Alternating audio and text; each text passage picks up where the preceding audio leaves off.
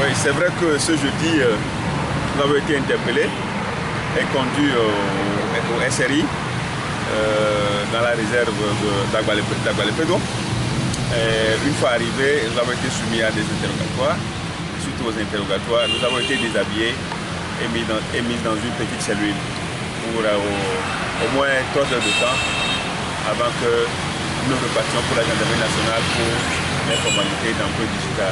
Ce qui a été fait. Mais ce que nous reconnaissons, c'est que la détention pendant ce laps de temps est déjà considérée comme une violation des droits humains. Parce qu'en tant que des responsables d'organisations de défense des droits de l'homme, nous ne méritons pas. Et même aucun citoyen congolais doit mériter ça au moment où nous parlons d'un état de droit. Donc nous estimons que les droits de l'homme au Togo ont encore des chemins à faire.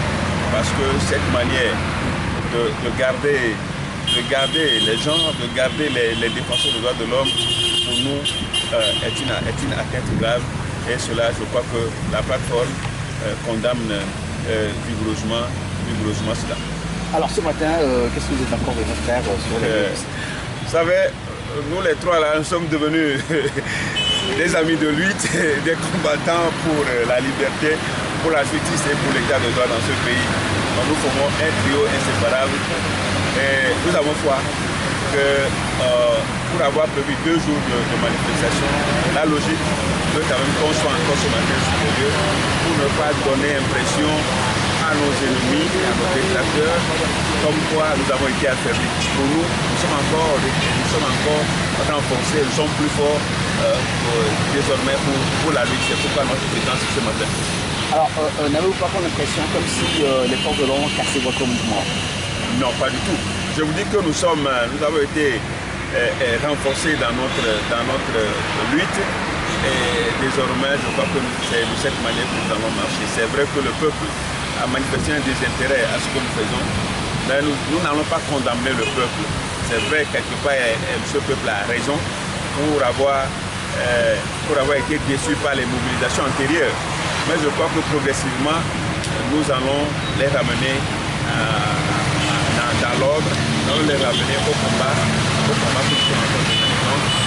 c'est l'occasion pour nous de dire à ce peuple que notre combat est social pour le moment et que c'est pour leurs intérêts que nous sommes en train de lutter et qu'ils doivent s'associer à nous pour que nous soyons plus forts et que nous puissions convaincre l'autorité à penser, à se soucier de leur mieux-être. Merci beaucoup. Merci. Je crois que nous sommes des responsables au sein de la plateforme Action et en défaut de la responsabilité que nous avons, nous sommes des intellectuels et nous savons qu'il faut respecter la loi. Et pour nous, lorsque nous avons enclenché le processus, nous avons écrit d'abord une première lettre de déclaration préalable à M. le maire qui datait du 8 de ce mois. Et le maire nous a appelé le 10 précisément. On était arrivé à le rendez-vous était pris pour 9 h. Il a attendu 10 h pour nous recevoir. Mais nous n'avons rien dit. On savait très bien que c'est une autorité qui pouvait être empêchée de dernière minute. Il nous a reçus dans les discussions, il nous disait que lui, en tant que maire, en tant que programme des noms, il interdit la manifestation. Et nous, on le faisait savoir que la loi que nous avons affectueusement l'habitude d'appeler la loi Boudjona n'autorise pas que le maire puisse se lever de son chef pour interdire une manifestation. Et ce qui est le plus marrant, c'est une manifestation pacifique pour une cause sociale. Donc pour nous, on n'attend pas de se plier à cette injonction.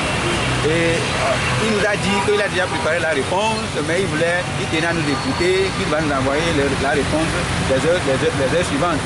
Et malheureusement, du 10 jusqu'au 13 qui nous a envoyé le courrier. On savait très bien que c'était une stratégie pour nous, pour faire de telle sorte qu'on ne trouve pas de marge de temps pour pouvoir lui répondre. Et il a envoyé le courrier le 13. Nous, on a envoyé une autre réponse la semaine suivante, le mardi, pour lui dire que le 18, j'allais dire, le 18 pour lui dire que on a accepté qu'il nous écrive. Oui, on est d'accord. Mais la loi dit, monsieur le maire, lorsque vous ne trouvez pas que l'opportunité que la manifestation ait lieu à un endroit, il faut que vous proposez d'autres endroits en commun accord avec les organisateurs. Vous n'avez pas l'obligation ni le droit d'interdire formellement la marche sans prendre l'ordonnance d'interdiction de la mairie que nous allons faire valoir devant le juge de la Chambre administrative. Donc nous, on avait écrit une autre lettre pour le dire le 18. Et on attendait une autre réponse le 19 avant que la manifestation ne commence le 20. Mais malheureusement, on n'a eu aucune réponse, ni téléphonique, ni verbale, ni par SMS, parce que ce sont les moyens que la loi dispose pour informer les organisateurs de tout changement. Mais lorsqu'on était arrivé sur les lieux, on a rencontré le Ciao Ciao, c'est ça, n'est-ce pas? Donc on l'a rencontré, on a vu d'abord le commissaire Simbo qui nous disait que la manifestation était interdite, qu'il fallait retourner d'où nous sommes venus. On lui disait que le fait qu'on interdit la marche verbalement, ça ne se fait pas dans aucun pays. On ne peut pas interdire une manifestation verbalement. Il faut d'abord un acte qui puisse interdire la manifestation. Et c'est dans le cas des échanges où le colonel Tiaofia est venu nous dire qu'il refuse que nous restons ici, de déguerpir les lieux, de partir. Mais on était en pleine discussion, il a commencé à doter les collègues Kao Acholi et le pasteur Edo en disant de les embarquer. Au moment où moi j'ai posé la question, le chef vous est amené où? Il s'est mis à dire que si je suis manifestant organisateur, mais si je ne veux pas le respecter, qu'on m'embarque aussi. À ce moment, ils ont tiré mon habit, mon gilet, ils m'ont embarqué dans leur voiture. Et on est allé au SRI. Vous êtes déjà au courant de ce qui s'est passé au SRI. Je crois que c'est déplorable si les autorités veulent qu'on les respecte. Eux aussi ne veulent pas respecter la loi. C'est déplorable dans un Togo où nous disons toujours que nous voulons construire un état d'État où d'autres personnes plaident et écrivent de très haut que nous avons la démocratie et qu'il fallait que le HIDH se plie et quitte le Togo. C'est très déplorable. Monsieur Sogadi, est-ce que vous regrettez d'avoir été arrêté à une cause nationale? Non, je ne regrette pas. La preuve est que toute ma famille est derrière moi. Ma famille me soutient, les collègues et les autres membres de notre association, les autres membres de notre plan Action contre la vie, ils nous soutiennent, y compris le peuple. Mais si le peuple ne sort pas, ça ne veut pas dire que le peuple ne nous soutient pas. Il nous soutient. Une cause sociale, on ne peut pas avoir un regret parce qu'on a été enfermé. Pour une cause sociale, pour nous, c'est légitime. Parce qu'on doit passer par là avant d'avoir le résultat que nous estimons. Donc pour nous, il n'y a aucun regret d'avoir passé les 4 heures, les 5 heures dans une cellule où les conditions sont vraiment déplorables et inhumaines. Ils sont badigeonnés de sang de moustique. Vous imaginez, et nous y étions pendant plusieurs heures, sans manger. On ne nous a pas du tout servi, on a même refusé à nos familles de nous voir et aux avocats également de nous rencontrer. Ça, je crois que c'est une violation grave de nos droits. Non seulement en tant qu'être humain, nous voulons vivement dénoncer et nous condamnons cela avec fermeté parce que nous estimons que c'est une violation de la déclaration sur les droits et les responsabilités des associations de défense des droits de l'homme, universellement reconnues.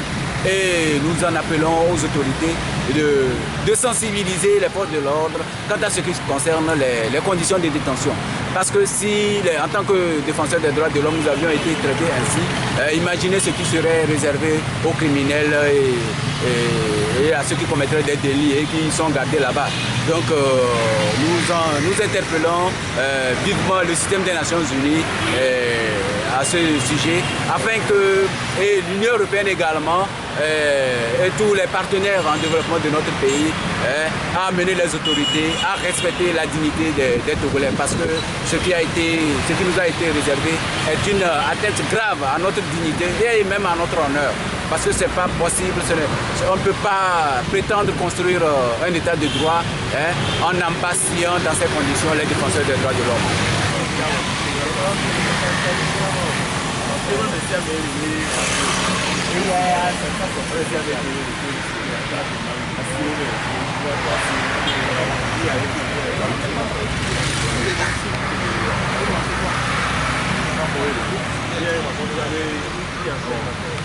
Allô?